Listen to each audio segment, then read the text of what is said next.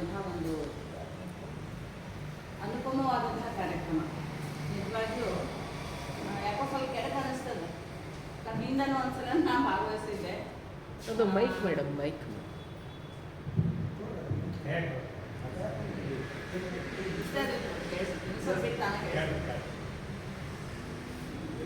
ಇಷ್ಟು ಒಳ್ಳೊಳ್ಳೆ ಕಾರ್ಯಕ್ರಮಗಳನ್ನ ಹಾಕೊಂಡಿರ್ತಾರೆ, ಯಾರು ಕೇಳೋದಿಲ್ಲಲ್ಲ ಅಂತ. ಯಾಕಂದ್ರೆ ಈ ವರ್ಷ ನಿಮಗಂಗ ಶ್ರವಂತಿ ಮಠ ಅವ್ರ ಬಗ್ಗೆ ನನಗಿಂತ ಹೆಚ್ಚು ಗೊತ್ತಿದ್ದವ್ರನ್ನ ಅದಿರಿ ಎಲ್ಲರೂ. ನನಗನ್ಸಿದ ಮಟ್ಟಿಗೆ ಯಾರು ಕೇಳಬೇಕು ಅದನ್ನೆಲ್ಲ, ಉಳಿದ ಸಾಹಿತಿಗಳು ಲೇಖಕರು ಕೇಳಬೇಕಾಗಿತ್ತು.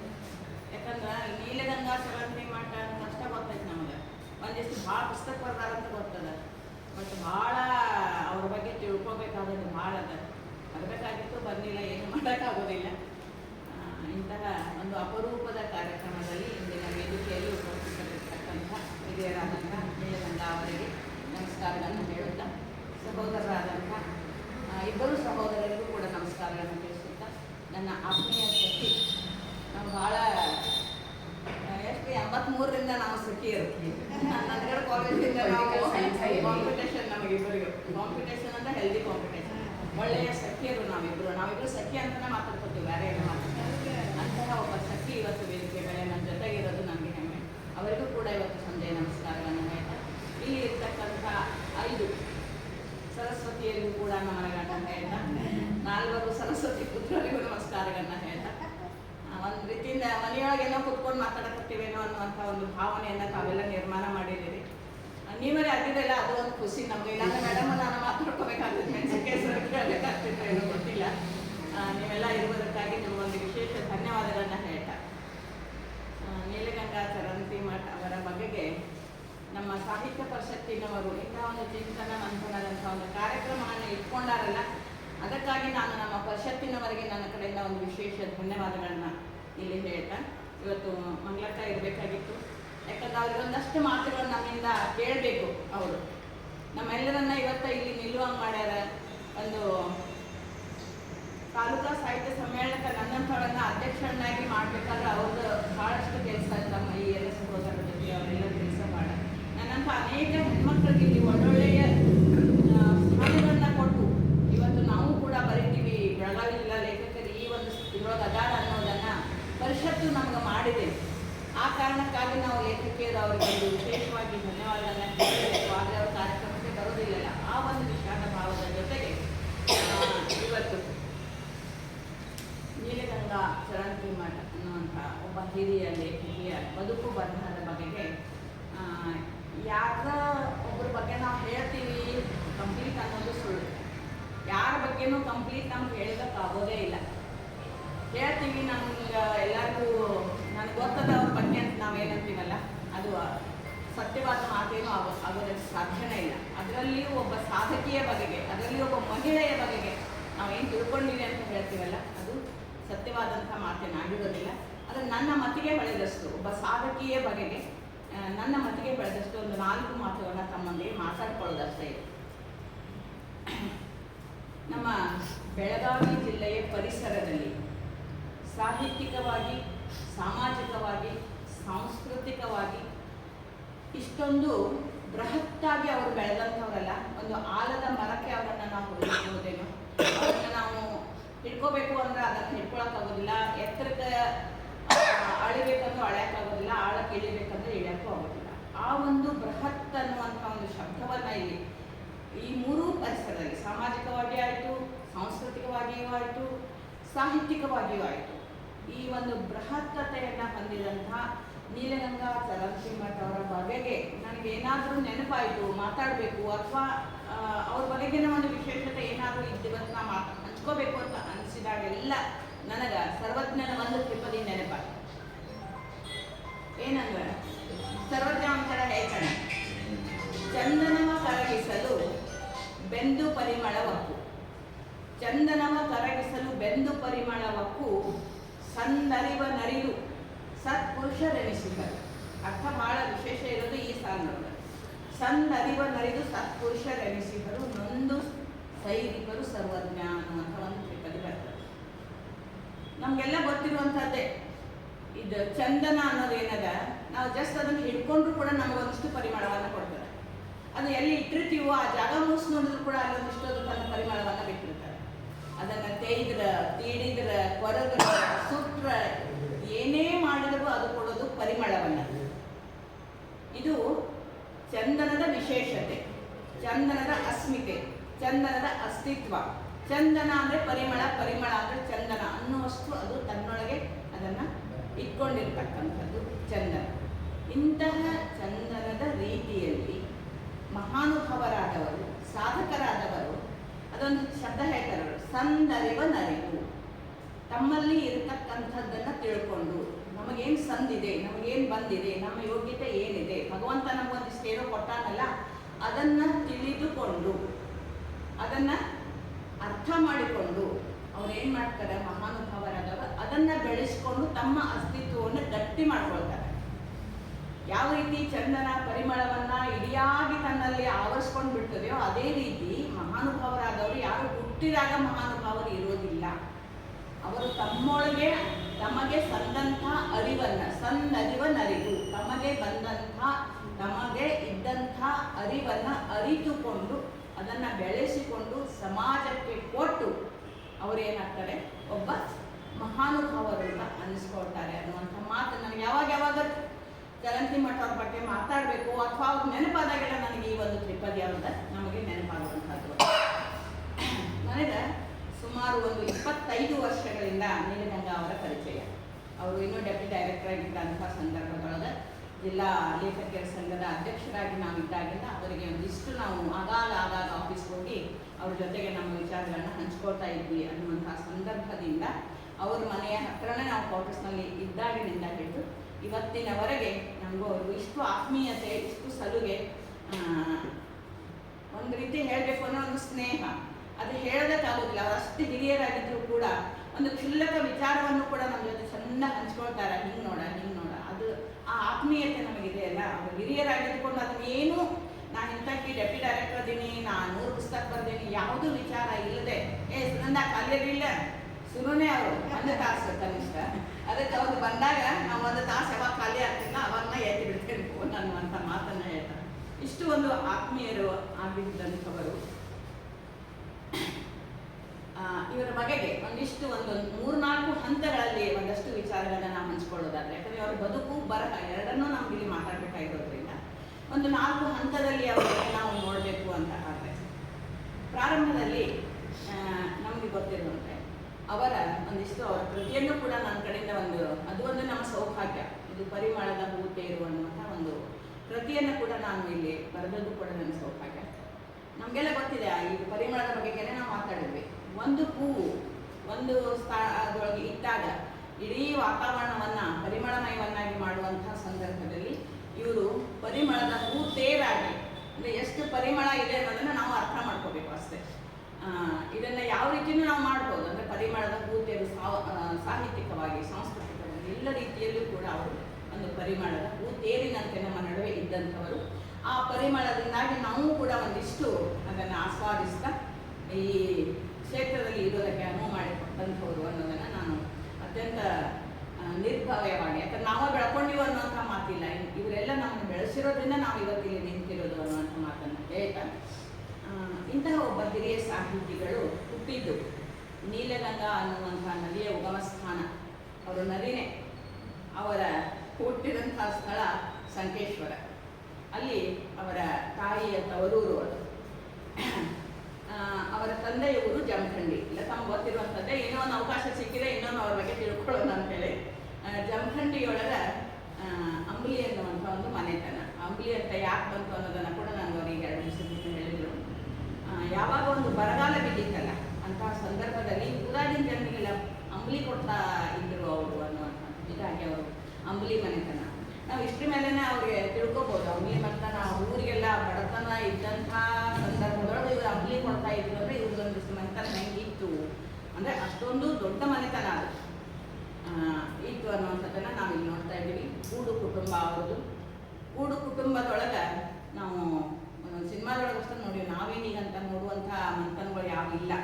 ಅವೆಲ್ಲ ಹೇಳ್ತಾರೆ ಇಡೀ ಅಂತಂಬರೆಲ್ಲ ಕೂಡ್ಕೊಂಡಿರೋದು, ಅವ್ರ ಹೆಂಡರು, ಅವ್ರ ಮಕ್ಕಳು, ಆಮೇಲೆ ಹೆಣ್ಮಕ್ಳ ಮಕ್ಕಳು, ಅವರೆಲ್ಲ ಒಂದು ದೊಡ್ಡ ಮನೆ, ಅಲ್ಲಿ ದನ ಕರ, ಆಮೇಲೆ ಮನೆ ಗುಡ್ಗಾಕ ಒಬ್ರು ಬೇರೆ, ಕಳ್ಸಾಕ ಒಬ್ರು ಬೇರೆ, ಬಟ್ಟೆ ತೊಳ್ಯಾಕ ಒಬ್ರು ಬೇರೆ, ಅವ್ರ ಅಜ್ಜನ ಅರ್ವಿ ತೊಳ್ಯಾಕನ ಒಬ್ರು ಯಾರು ಇದ್ರಂತ.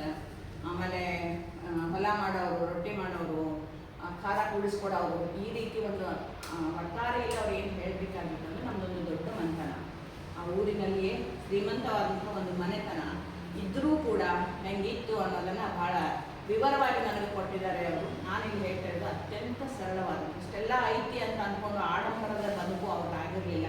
ಅತ್ಯಂತ ಸರಳವಾದಂತಹ ಒಂದು ಬದುಕು, ಅತ್ಯಂತ ಸಜ್ಜನಿಕೆಯ ಜನ ಅಲ್ಲಿ ಇದ್ದರು, ಊರಿಗೆ ಉಪಕಾರಿಗಳಾಗಿ ಇದ್ದಂತಹ ಜನ ಆ ಮನೆಯಲ್ಲಿ ಇದ್ದರು ಅನ್ನುವಂಥದ್ದನ್ನು ನಾವು ನೋಡ್ತೀವಿ. ಇಂತಹ ಒಂದು ಮನೆಯಲ್ಲಿ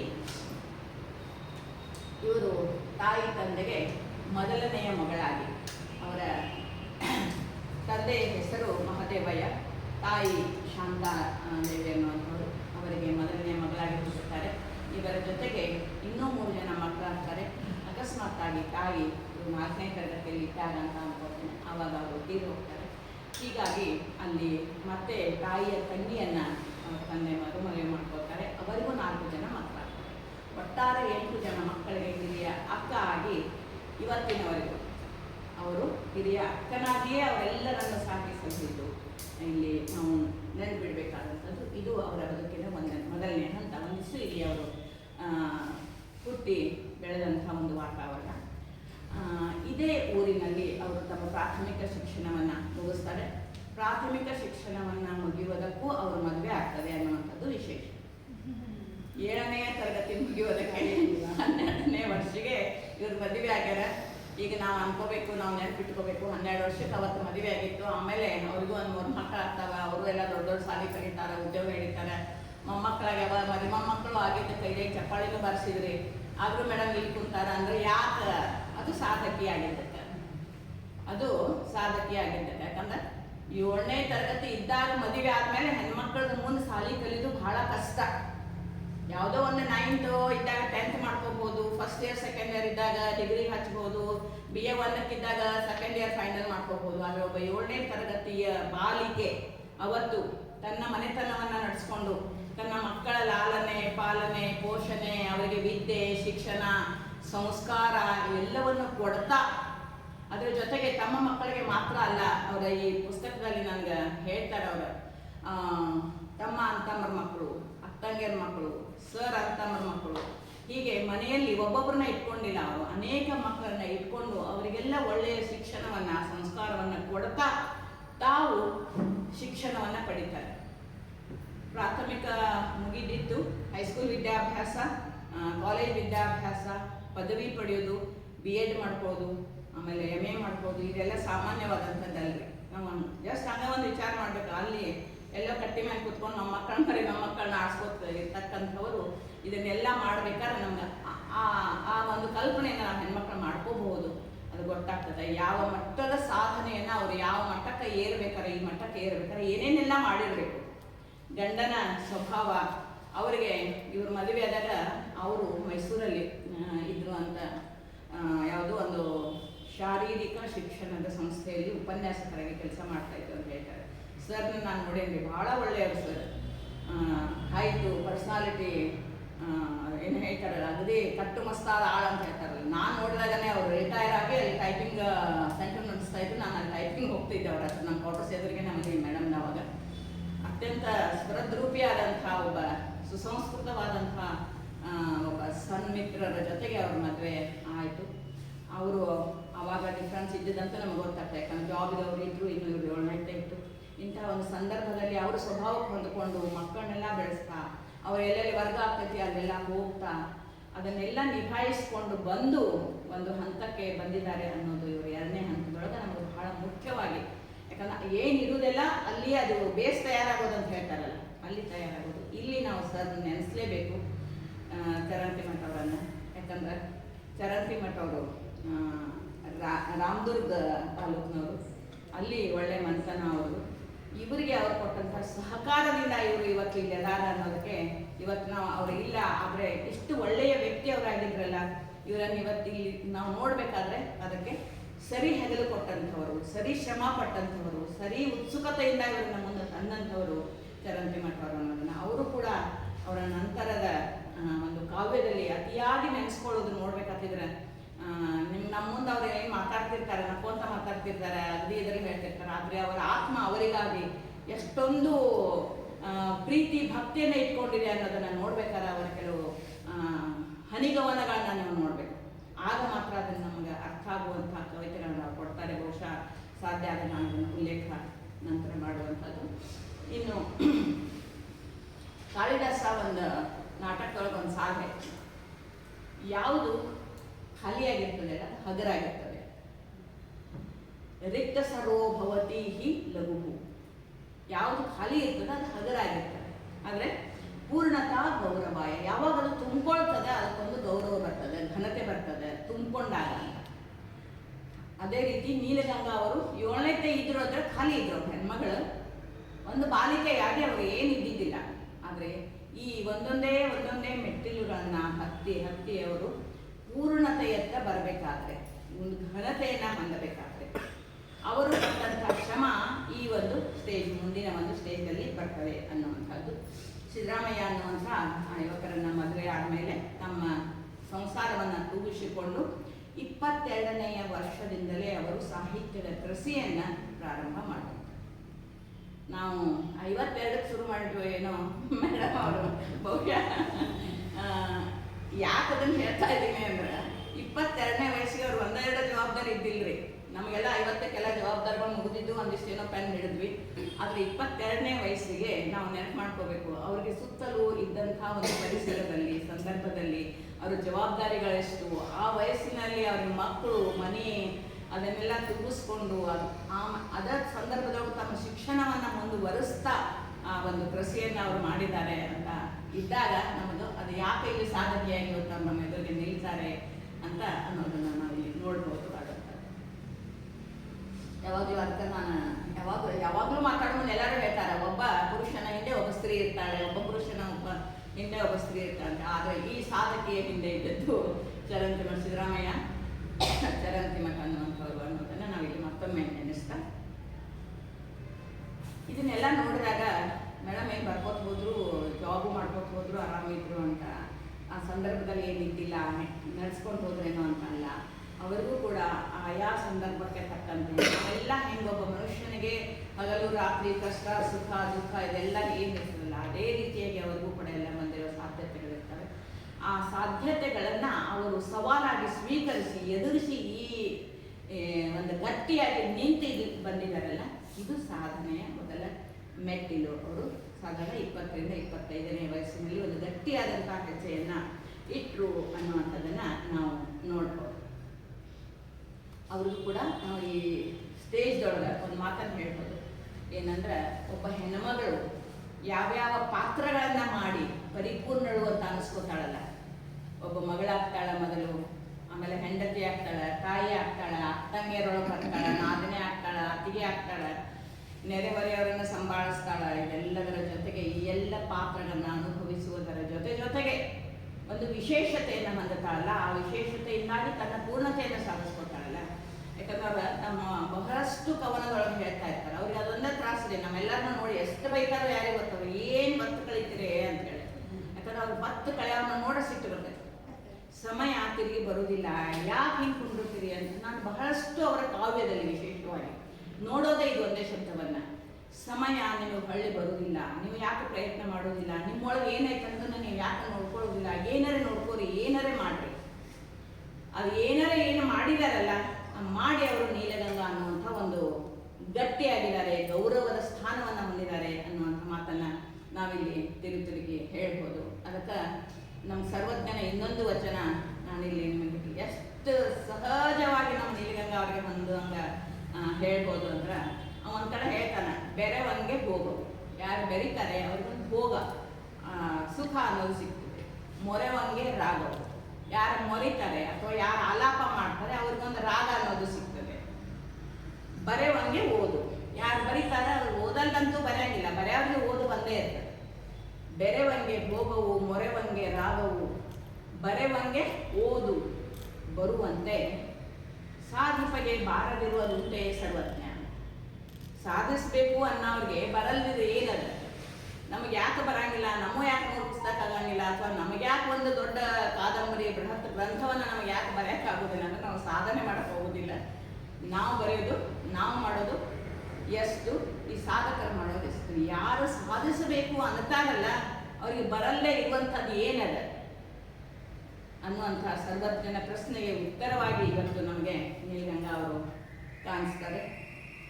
ಅದೇ ಸಂದರ್ಭದಲ್ಲಿ ನಾವು ಏನು ಹೇಳಬೇಕಾಗಿತ್ತು ಅಂದರೆ, ಅವರ ಒಟ್ಟಾರೆ ಸಾಹಿತ್ಯ, ಅವರ ಒಂದು ಮುಂದಿನ ಬದುಕಿನ ಮಜಲು ಏನು ಅಂತಂದರೆ, ಅವರ ಒಟ್ಟಾರೆ ಸಾಹಿತ್ಯವನ್ನು ನೋಡಿದಾಗ ನೀವೆಲ್ಲರೂ ಆ ಸಾಹಿತ್ಯವನ್ನು ನೋಡಿದವರೇ ಅದಿರಿ, ಓದಿದವರೇ ಅದಿರಿ. ನನ್ನ ಒಂದು ಸೌಭಾಗ್ಯ, ಒಂದಿಷ್ಟು ಅವ್ರ ಬುಕ್ಕನ್ನು ಬರೆಯುವಾಗ ಅವರ ಎಲ್ಲ ಕೃತಿಗಳನ್ನ ನನಗೆ ಕೊಟ್ಟಿದ್ದರು. ನಿಮಗೆ ಆಶ್ಚರ್ಯವಾಗುವ ರೀತಿಯಲ್ಲಿ ರಂಗೋಲಿ ಚಿಕ್ಕಿ ಹೆಂಗೆ ಹಾಕಬೇಕು ಅನ್ನೋದನ್ನು ಹೇಳ್ಕೊಂಡು, ಹಪ್ಪಳ ಸಂಡಿಗೆ ಹೆಂಗೆ ಮಾಡ್ಬೇಕಂತ ಹೇಳ್ಕೊಂಡು, ಹೋಳಿಗೆ ಹೂರ್ಣ ಹೆಂಗೆ ತಯಾರು ಮಾಡ್ಬೇಕಂತ ಹೇಳ್ಕೊಂಡು, ಇವತ್ತು ಅಕ್ಕ ಮಹಾದೇವಿ ಎನ್ನುವಂತಹ ಒಬ್ಬ ನಮ್ಮ ತೆಕ್ಕೆಗೆ ಸಿಗಲಾರದಂತಹ ಒಬ್ಬ ಅಪರೂಪದ ವೀರ ವಿರಾಗಿಣಿಯನ್ನ ತಮ್ಮ ತೆಕ್ಕೆಯಲ್ಲಿ ತಗೊಂಡು ಅದನ್ನು ನಮಗೊಂದು ಬೃಹತ್ ಗ್ರಂಥವನ್ನಾಗಿ ಬರೆದು, ಯಾರ ಮಹಾಪ್ರಬಂಧ ಮಹಾಗ್ರಂಥದ ಸಾಲಿನಲ್ಲಿ ನಮ್ಮ ಈ ಭಾಗದ ಹೆಣ್ಣುಮಕ್ಕಳು ಇದ್ದಿಲ್ಲಲ್ಲ, ಅದನ್ನು ನಮಗೆ ಹೆಮ್ಮೆ ಪಡುವಂತೆ ಅವರು ನಿಂತು, ಯಾಕಂದ್ರೆ ಅವ್ರು ನಿಂತವರು ಅಂದರೆ ನಾವು ನಿಂತಂಗೆ, ಇಂಥವ್ರೊಬ್ಬರು ಮಹಾಪ್ರಬಂಧ ಬರೆದ ಅಥವಾ ಮಹಾಗ್ರಂಥವನ್ನು ಬರೆದಾರಲ್ಲ, ಅದು ನಾವು ಬರೆದಷ್ಟು. ಯಾಕಂದ್ರೆ ಬೆಳಗಾವಿಯವರಿಂದನೂ ಒಂದು ಯಾವುದೋ ಬಂದೈತ್ರಿ ಅಂತ ಹೇಳುವಾಗ ಅಲ್ಲಿ ನಾವು ಬರ್ತೀವಲ್ಲ ಅನ್ನುವಂಥ ಅಭಿಮಾನ ನಮಗೆಲ್ಲ ಹುಟ್ಟುವಂಗ ಒಬ್ರು ಇವತ್ತು ನಮ್ಮ ಜೊತೆಗೆ ಯಾರು ನಮ್ಮ ಜೊತೆ ನಿಂತಾರು, ನಾವು ಅಭಿಮಾನ ಪಡುವಂಗೆ ಅದಾರು ಅಂದರೆ ಅದು ನಮ್ಮ ನೀಲಗಂಗಾ ಅವರು ಅನ್ನುವಂಥ ಒಂದು ಆಡು ಮುಟ್ಟದ ಸೊಪ್ಪಿಲ್ಲ ಅಂತ ಹೇಳ್ತಾರಲ್ಲ, ಹಾಗೆ ಅವರ ಕೃತಿಗಳನ್ನ ನಾವೆಲ್ಲ ನೋಡುವಾಗ ಅವರು ಮುಟ್ಟಲ್ದಂತಹ ವಿಷಯ ಯಾವುದೂ ಉಳಿದಿಲ್ಲ, ಯಾವುದೂ ಇಲ್ಲ, ನಿಜವಾಗಿಯೂ ಯಾವುದೂ ಉಳಿದಿಲ್ಲ ಎನ್ನುವಂಥ ಮಕ್ಕಳ ಸಾಹಿತ್ಯವನ್ನು ಹೇಳ್ಕೊಂಡು ವೈಜ್ಞಾನಿಕ ಸಾಹಿತ್ಯದವರೆಗಿನ ಪ್ರತಿಯೊಂದು ವಿಷಯವನ್ನು ಅವರು ತಮ್ಮ ಸಾಹಿತ್ಯದಲ್ಲಿ ತಗೊಂಡು ಬರೆದಿರುವಂಥದ್ದನ್ನು ನಾವು ನೋಡ್ತಾ ಇದ್ದೀವಿ. ಪರಿಸರ ಬಗ್ಗೆ ಅದಕ್ಕಿಂತ ಮೊದಲು ಎಲ್ಲರೂ ಹೇಳುವ ಹಾಗೆ ಸಾಹಿತಿಗಳಾಗಿ ಅವರು ಕಾವ್ಯದಲ್ಲಿ ಅತ್ಯಂತ ಪರಿಣಿತರು, ಅದರಲ್ಲಿಯೂ ಚುಟುಕು ಸಾಹಿತ್ಯದಲ್ಲಿ ನಿಮಗೆಲ್ಲ ಇದೆ ಯಾತ್ರಾ ಗೊತ್ತದ, ಅವರಿಗೆ ಏನು ಬಂದದ ಏನು ಬಂದಿಲ್ಲ ಅನ್ನುವಂಥ ಈ ಅತ್ಯಂತ ಮಹತ್ವವಾದಂಥದ್ದು ಇದರಲ್ಲಿ ಇರ್ತಕ್ಕಂಥ ಒಂದು ಕೃತಿ ಇದು. ಯಾತ್ರಾದಲ್ಲಿ ಇರ್ತಕ್ಕಂಥ ಸುಮಾರು 900ಕ್ಕೂ ಮಿಕ್ಕಿದಂತಹ ಚುಟುಕುಗಳನ್ನು ನೋಡುವಾಗ ಚುಟುಕುದಲ್ಲಿ ಅವರು ಎತ್ತಿದವಾದಂಥ ಒಂದು ಕೈ, ಅದರ ಜೊತೆಗೆ ಕಾದಂಬರಿ, ಕಥಾ ಸಾಹಿತ್ಯ, ಚರಿತ್ರೆ, ಪರಿಸರ, ಆಮೇಲೆ ಮಕ್ಕಳ ಸಾಹಿತ್ಯ, ಶರಣ ಸಾಹಿತ್ಯ, ಪ್ರಬಂಧ, ಕೃಷಿ, ಆರೋಗ್ಯ, ಪರಿಸರ, ನೈರ್ಮಲ್ಯ, ನೀರು, ನೆಲ, ಜಲ, ಭಾಷೆ, ದೇಶಾಭಿಮಾನ, ಯಾವ ಒಂದು ವಿಷಯವನ್ನು ಉಳಿಯದ ಹಾಗೆ ನೀಲಗಂಗಾ ನಮ್ಮ ನಡುವೆ ಇಟ್ಕೊಂಡು ಯಾವಾಗ ನಮ್ಮ ನಡುವೆ ಇರ್ತಾರೆ, ನಮ್ಮದೆಲ್ಲ ಕೇಳ್ತಿರ್ತಾರೆ, ನಮಗೆ ಹೇಳ್ತಿರ್ತಾರೆ. ಅದ್ರ ಜೊತೆಗೆ ಇಂತಹ ಒಂದು ರಿಸರ್ಚ್ ಮೈಂಡ್ ಇದೆ ಅಲ್ಲ ಅವ್ರಿಗೆ, ಯಾವ ಕೃತಿಯನ್ನು ಅವರು ಬರಿಬೇಕು ಅಂತ ತಲೆ ತಗೋತಾರಲ್ಲ, ಆ ಕೃತಿ ಯಾವ ವಿಷಯ ಯಾವ ಸ್ಥಳದಲ್ಲಿ ಇದೆಯಲ್ಲ, ಯಾವ ವ್ಯಕ್ತಿ ಎಲ್ಲಿದಾರಲ್ಲ ಅವ್ರು ಹುಡ್ಕೊಂಡು ಹೋಗ್ತಾರೆ. ಇದು ರಿಸರ್ಚ್ ಮೈಂಡ್ ಇದೆ. ಇದು ಸುಮ್ಮನೆ ಯಾರು ಏನೋ ನಮ್ಮದು ಕೆಟ್ಟ ನಸೀಬ ಅವ್ರಿಗೆ ರಾಜ್ಯೋತ್ಸವ ಸಿಕ್ಕಿಲ್ಲ, ಬಟ್ ನಮ್ಮ ರಾಜ್ಯೋತ್ಸವಕ್ಕಿಂತಲೂ ನಮ್ಗೆ ಹೆಚ್ಚಿನ ಅಭಿಮಾನ ಅವ್ರ ಮೇಲೆ ಅದಲ್ಲ ಅಂತಹ ಉತ್ತಮ ಕೃತಿಗಳನ್ನು. ಯಾಕಂದ್ರೆ ನಾವೆಲ್ಲ ನಾದ, ಆಮೇಲೆ ಈ ಜಾನಪದ ಸಾಹಿತ್ಯ ಅದನ್ನೆಲ್ಲ ನೋಡ್ಬೇಕಾದ್ರೆ ಅವರು ಪರಿಸರಕ್ಕೆ ಯಾವ ಪರಿಸರದ ಬಗ್ಗೆ ಬರೀತಾರಲ್ಲ, ಪರಿಸರಕ್ಕೆ ಹೋಗಿ ನಾನು ಭೈರಪ್ಪ ಅವ್ರಿಗೆ ಕೇಳಿದ್ದೆ, ನನಗೆ ಮತ್ತೆ ಯಾವ್ದಷ್ಟು ಗೊತ್ತಿಲ್ಲ. ಆ ಪರಿಸರಕ್ಕೆ ಹೋಗಿ ಅಲ್ಲಿ ಅಭ್ಯಾಸ ಮಾಡಿ ಅವ್ರ ಜೊತೆಗೆ ಸಂವಾದವನ್ನು ಮಾಡಿ ಅವ್ರನ್ನೆಲ್ಲ ಅಭ್ಯಾಸ ಮಾಡಿ ಅದನ್ನು ತಮ್ಮ ಮೈಯೊಳಗೆ ಆವಾಹಿಸಿಕೊಂಡು ಬರೆಯೋದಿದೆ ಇಲ್ಲ, ಇದು ಅಷ್ಟು ಸಾಮಾನ್ಯವಾದಂಥದ್ದಲ್ಲ. ಅಂತಹ ಒಬ್ಬ ಸಾಹಿತಿ ನಮಗೇನೋ ನಮ್ಗೆ ಅವ್ರಿಷ್ಟು ಕ್ಲೋಸ್ ಆಗಿರಲ್ಲ, ನಾವು ಇದನ್ನೆಲ್ಲ ಏನು ಹಿಂಗೆ ಅದಾರಲ್ಲ ಇದೆಲ್ಲ ಓದಿದಾಗ ಮಾತಾಡುವಾಗ ನಮ್ಗೆ ಅನಿಸ್ತದೆ ವಿನ ಅವ್ರನ್ನ ನಮ್ಮ ಜೋಡಿ ಇರುವಾಗ ಸುಮ್ಕೊಂಡ್ರ ಅಂತಾರಲ್ಲ, ನಾವು ಅವ್ರ ಮನ್ಯಾಗಿನ ಒಬ್ಬರ ತಂಗ್ಯಾರ ಹತ್ರ ಇದ್ದು ಬಿಡ್ತೇವೆ. ಆ ಒಂದು ಪ್ರೀತಿ ಮಮತೆ ಇರ್ತಕ್ಕಂಥವ್ರು ಇಷ್ಟು ದೊಡ್ಡ ವ್ಯಕ್ತಿ ಅನ್ನೋದನ್ನು ಇದನ್ನೆಲ್ಲ ನಾವು ಅಭ್ಯಾಸ ಮಾಡುವಾಗ ನಮಗೆ ಗೊತ್ತಾಗುವುದು. ಅವರ ಕೃತಿಗಳನ್ನೆಲ್ಲ ನಾವೆಲ್ಲ ನೋಡುವಾಗ ಅನೇಕ ಇಲ್ಲಿ ಜಾನಪದದ ಜೋಗತಿ ಇವ್ರ ಬಗ್ಗೆ ಎಲ್ಲ ಬರೆದಂಥ ಸಾಹಿತ್ಯವನ್ನೆಲ್ಲ ನೋಡುವಾಗ ಸ್ವತಃ ಅವರಲ್ಲಿ ಹೋಗಿ ಬರೆದಿರೋದು ನಮಗೆ ಗೊತ್ತಿರುವಂಥದ್ದು. ಅಂತಹ ಒಬ್ಬ ಸಾಹಿತಿ 100ಕ್ಕೂ ಮಿಕ್ಕಿ ಇವತ್ತು ಕೃತಿಗಳನ್ನು ನಮ್ಮ ನಡುವೆ ನಮಗಾಗಿ ಅವರು ಕೊಟ್ಟಿರುವಂಥದ್ದು. ಅವರ ಸ್ವಭಾವ ನನಗೆ ಬಹಳ ಗೊತ್ತು, ಅಂದರೆ ಅದೇ ಹೇಳಿದ್ನಲ್ಲಿದೆ, ನನಗೆ ಗೊತ್ತು ಅಂದರೆ ನನಗೆ ಗೊತ್ತಿಲ್ಲ ಅಂತ. ಗೊತ್ತಿಲ್ಲ ನಾವೆಲ್ಲರೂ ಹಂಗೆ, ನಾವು ಅವ್ರಿಗೆ ಗೊತ್ತು, ಎಷ್ಟು ಗೊತ್ತು ಅಷ್ಟೇ ಗೊತ್ತು, ಹಾಗೆ ನಮ್ಗೆ ಅವ್ರು ಎಷ್ಟು ಗೊತ್ತು ಅಷ್ಟೇ ಗೊತ್ತು. ಆ ಗೊತ್ತಿನಲ್ಲಿ ನನಗೆ ಗೊತ್ತಾಗಿರೋದು ಅತ್ಯಂತ ಭಾವಜೀವಿ. ಅವರು ಭಾವಜೀವಿ, ಅದೆಂಥ ಭಾವ ಅಂತಂದರೆ ಅವರು ಏನು ಕಾವ್ಯದೊಳಗೆ ಅದನ್ನು ವ್ಯಕ್ತ ಮಾಡಿದಾರಲ್ಲ, ಆ ವ್ಯಕ್ತ ಮಾಡುವುದರಲ್ಲಿ ಆ ಶಬ್ದ ಅಷ್ಟು ಸರಳವಾಗಿ ಇರ್ತದೆ, ನಿಮಗೆ ನೋಡಿದರೆ ಅನಿಸ್ತದೆ ಅಲ್ಲಿ ಏನೂ ಇಲ್ಲ ಅಂತ ಅನಿಸ್ತದೆ. ಬಟ್ ಅದು ನಮ್ಮನ್ನು ಒಂದಿಷ್ಟು ವಿಚಾರ ಮಾಡಿದರೆ ಅದು ನೇರವಾಗಿ ನಮ್ಮನ್ನು ಆಧ್ಯಾತ್ಮಿಕ ಒಯ್ದು ಹರಿಸ್ತದೆ. ಒಂದು ದರ್ಶನ, ಅದರಲ್ಲಿ ದರ್ಶನ ಅಂತ ಹೇಳ್ತಾರೆ, ಫಿಲಾಸಫಿ. ನೀವು ಅದು ವಿಚಾರ ಮಾಡಬೇಕು, ನೋಡಬೇಕು, ತಿಳ್ಕೋಬೇಕು ಅಷ್ಟೇ. ಅದರ ಆಳಕ್ಕೆ ನೀವು ಹೋದಾಗ ನಮ್ಗೆ ಗೊತ್ತಾಗ್ತದೆ ಅದು ಆಧ್ಯಾತ್ಮಕ್ಕೆ ಸಂಬಂಧಪಟ್ಟಂತೆ ಬಹಳಷ್ಟು ಎಲ್ಲ ಚುಟುಕುಗಳು, ಎಸ್ಪೆಷಲಿ ಬಹಳ ಸಾಮಾನ್ಯವಾದಂಥ ಚುಟುಕುಗಳು. ಆದರೆ ಚುಟುಕಿನಲ್ಲಿ ಅವರು ಕೊಡ್ತಕ್ಕಂಥ ಒಂದು ಸಂದೇಶ ಇದೆಯಲ್ಲ, ಅದು ನಮಗೆ ಒಂದೇ ಮಾತನ್ನು ಹೇಳ್ತಿದ್ದಾರೆ, ಮಾನವ ಜನ್ಮ ಅಪರೂಪವಾದಂಥ ಜನ್ಮ, ವ್ಯರ್ಥ ಮಾಡಬೇಡ್ರಿ ಅಂತ ಏನು ನಮಗೆ ಹಿರಿಯರು, ದಾಸರು, ಶರಣರು ಹೇಳಿದಾರಲ್ಲ, ಅದನ್ನು ಅವರು ಇಷ್ಟು ಮರುಕಳಿಕೆಯಾಗಿ ತಮ್ಮ ಕಾವ್ಯದಲ್ಲಿ ತಗೊಳ್ತಾರಲ್ಲ, ಅವರಿಗೆ ಕೆಡಕು ಅನಿಸ್ತದೆ. ಈ ಸಮಾಜ ನೋಡಿ, ಈ ಸಮಾಜದಲ್ಲಿ ಇದ್ದಂಥ ಕೆಟ್ಟ ವಿಚಾರಗಳನ್ನು ನೋಡಿ, ಕೆಟ್ಟ ಶಕ್ತಿಗಳನ್ನು ನೋಡಿ, ಅನಾಚಾರಗಳನ್ನು ನೋಡಿ, ಅವಿಷ್ಟು ತ್ರಾಸು ಮಾಡ್ಕೊಂಡು ಅದು ಕೆಲವೊಂದ್ಸಲ ರಿಪೀಟ್ ಆಗಿದೆ. ನಾ ದೊಡ್ಡ ಸಣ್ಣಕ್ಕೆ ಅವ್ರ ಮುಂದೆ ಅದನ್ನೆಲ್ಲ ನಾವು ಅವ್ರಿಗೆ ಹೇಳೋದು ಅಲ್ಲ. ನನಗೆ ಅನಿಸಿದ ಒಂದು ವಿಚಾರ ಅಂದರೆ ಭಾಳ ಕಡೆ ರಿಪೀಟ್ ಆಗಿದೆ. ಯಾಕೆ ರಿಪೀಟ್ ಆಗಿದೆ ಅನ್ನೋದು ನನಗೆ ಗೊತ್ತಾಗ್ತದೆ. ಯಾಕಂದ್ರೆ ಅವ್ರಿಗೆ ಅಷ್ಟು ತುಡಿತಾ ಇದೆ. ಅದು ನಮ್ಮನ್ನು ತಿಳಿಸ್ಲಿಕ್ಕೆ ಹೆಂಗಾರ ಮಾಡಿ, ಏನು ಇದನ್ನು ಓದಂತ ನಾವು ಹೆಂಗೆ ಹೇಳ್ತೀವಲ್ಲ ಮಕ್ಕಳಿಗೆ, ಆ ರೀತಿ ಹೇಳುವ ಒಂದು ತುಡಿತ, ಭಾವಾಭಿಮಾನ ಅಂತ ಹೇಳ್ತೀವಲ್ಲ, ಅತಿಯಾದ ನಮ್ಮ ಅಂತಃಸತ್ವ ಅವರಿಗೆ ಅಷ್ಟು ತುಡಿತವನ್ನು ಕೊಟ್ಟು ಅದನ್ನು ಬರ್ಸಕ್ಕೆ ಹಸ್ತದಲ್ಲ, ಆ ಮರುಕಳಿಕೆ ಅನ್ನುವುದರ ಮುಖಾಂತರವಾಗಿ ಸಮಾಜವನ್ನು ತಿದ್ದುವ ಒಂದು ಪ್ರಯತ್ನವನ್ನು ಅವರು ತಮ್ಮ ಸಾಹಿತ್ಯದಲ್ಲಿ, ವಿಶೇಷವಾಗಿ ಕಾವ್ಯದಲ್ಲಿ ಮಾಡಿದ್ದಾರೆ. ಅವರ ಕಥೆಗಳನ್ನೂ ತಾವು ಓದಬೇಕು. ನೇರವಾಗಿ ನಮ್ಮ ಮುಂದೆ ಇವತ್ತು ನಡೆಯಕತ್ತೇನೋ ಅನ್ನುವಂಥದ್ದನ್ನು ನಾವು ನೋಡ್ತೇವೆ. ಯಾವ ರೀತಿ ಕುವೆಂಪುರ ಸಾಹಿತ್ಯದಲ್ಲಿ ನೋಡ್ತೀವಿ, ಕಾರಂತರ ಸಾಹಿತ್ಯದಲ್ಲಿ ನೋಡ್ತೀವಿ. ನಮ್ಮ ಮುಂದೆ ನಡೀತಾ ಇರ್ತಕ್ಕಂಥ ಒಂದು ವೆಹಿಕಲ್ ಹೋಗ್ತಾ ಇದೆಯೇನೋ, ನಮ್ಮ ಪಕ್ಕಕ್ಕೆ ಹೋಗ್ತಾ ಇದೆಯೇನೋ ಅಂತ ಅನಿಸುವಷ್ಟು ಆ ಹಿರಿಯರು ಹೆಂಗೆ ಸಾಹಿತ್ಯವನ್ನು ರಚನೆ ಮಾಡಿದಾರಲ್ಲ, ಆ ಸಾಹಿತ್ಯ ಒಂದು ಕಾಲಲ್ಲಿಯ ಗೆಜ್ಜೆಯ ವರ್ಣನೆ ಮಾಡ್ತಾರೆ, ಹನಿಯಲ್ಲಿಯ ಕುಂಕುಮ ವರ್ಣನೆ ಮಾಡ್ತಾರೆ, ಸೀರೆಯ ಪಟ್ಟಿ ವರ್ಣನೆ ಮಾಡ್ತಾರೆ, ದೋತ್ರದ ಚುಂಗದ ವರ್ಣನೆ ಮಾಡ್ತಾರೆ. ಆ ಎಲ್ಲವನ್ನು ನಾವು ನೀಲಗಂಗಾ ಅವರ ಸಾಹಿತ್ಯದಲ್ಲಿ ನೋಡುವಾಗ ಅವರ ಆಳವಾದ ಗತಿಗೆ ಏನು ಬೇಕಂತ ಹೇಳ್ತಾರಲ್ಲ, ಮೂಲ ಒಂದು ದ್ರವ್ಯ ಯಾವ ಇರಬೇಕಂತ ಹೇಳ್ತಾರಲ್ಲ. ಮೊನ್ನೆ ಕೆಲವರು ಏನೇನೋ ನಾವು ಕಥಾ ಸಾಹಿತ್ಯದ ಬಗ್ಗೆ ಮಾತನಾಡುವಾಗ ಹಿರಿಯರ ಸಾಹಿತ್ಯದ ಬಗ್ಗೆ ನಾವೆಲ್ಲ ಓದಿದ್ವಲ್ಲ, ಆ ಹಿರಿಯರ ಸಾಲಿನಲ್ಲಿ ನಿಲ್ತಕ್ಕಂಥ ಬೆಳಗಾವಿಯ ಹಿರಿಯ ಸಾಹಿತಿ, ಅಗದಿ ನಾವು ನಿಲ್ಲಿಸಬೇಕು ಅನ್ನುವಂಥ ಸಾಹಿತ್ಯಗಳು ನಮ್ಮಲ್ಲಿ ಕಥಾ ಸಾಹಿತ್ಯದಲ್ಲಿ ಯಾರಾದರೂ ಇದ್ದರೆ ಅದು ಕೂಡ ನಮ್ಮ ನೀಲಗಂಗಾ ಅನ್ನುವಂಥದ್ದು ಒಂದು ನಮ್ಮ ಅಭಿಮಾನದ ಸಂಗತಿ. ಅದ್ರ ಜೊತೆಗೆ ಅವರು ಒಂದು 4 ಕಾದಂಬರಿಗಳನ್ನ ಕೂಡ ಬರೆದಿದ್ದಾರೆ. ಅದರಲ್ಲಿ ಜಾತಿಯ ಬಗ್ಗೆ ಒಂದು ಬರ್ತದೆ, ಮಹಿಳೆಯ ಒಂದು ವೀಕ್ನೆಸ್, ಅದನ್ನು ಹೆಂಗೆ ದೌರ್ಬಲ್ಯವನ್ನು ಹೆಂಗೆ ಉಪಯೋಗ ಮಾಡ್ಕೋತಾರೆ ಅನ್ನುವಂಥದ್ದು. ಆಮೇಲೆ ಸಮಾಜಮುಖಿ ಚಿಂತನೆಯ 2 ಕಾದಂಬರಿಗಳು ಕೂಡ, ಒಟ್ಟಾರೆ 4 ಕಾದಂಬರಿಗಳು ಕೂಡ ಅವರಿಂದ ಬಂದಿರುವಂಥದ್ದು. ಇನ್ನು ಅವ್ವನ ಬಗ್ಗೆ ಅಂತ ನಮಗೆಲ್ಲರಿಗೂ ಗೊತ್ತಿರುವಂಥದ್ದು. ಎಲ್ಲ ನಮ್ಮ ಬೆಳಗಾವಿಯ ಹಿರಿಯರು, ಶ್ರೀಗಳು ಎಲ್ಲರೂ ಕೂಡ ಅದರಲ್ಲಿ ಬರೆದಿರುವಂಥದ್ದು. ನನ್ನ ಅವ್ವನ್ನು ಕೂಡ ಕೂಡ ಕೇಳಿದ್ರು, ನಮ್ಮ ಅವ್ವನ ನನಗೆ ಸಿಗಬಾರ್ದು, ಹೀಗಾಗಿ ಉಳ್ಕೊಂಡಾಳ ನಮ್ಮ ಅವ್ವ ವಿಶೇಷ, ಎಲ್ಲರಿಗೂ ಅವರವರ ವಿಶೇಷ. ನಮ್ಮವ್ವ ಯಾವಾಗ ನನ್ನ ಕಡೆಯಿಂದ ಬರ್ತಾಳೋ ಗೊತ್ತಿಲ್ಲ, ಬಂದರೆ ಮೇಡಮ್ ಕಡೆ ಅಥವಾ ನನ್ನಿಂದ ಬರಲಿ ಅನ್ನುವಂಥದ್ದು. ಹೀಗೆ ಎಲ್ಲ